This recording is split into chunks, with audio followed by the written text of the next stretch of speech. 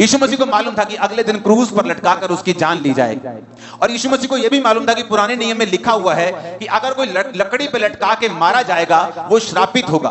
और यीशु मसीह को यह भी मालूम था कि अगर मैं लकड़ी पे लटकाकर मारा जाऊंगा और श्रापित होऊंगा तो यहोवा पिता जो पाक और पवित्र है, जो श्राप को और पाप को देखता तक नहीं, मुझे उससे अलग होना पड़ेगा और मुझे उससे जुदा होना पड़ेगा।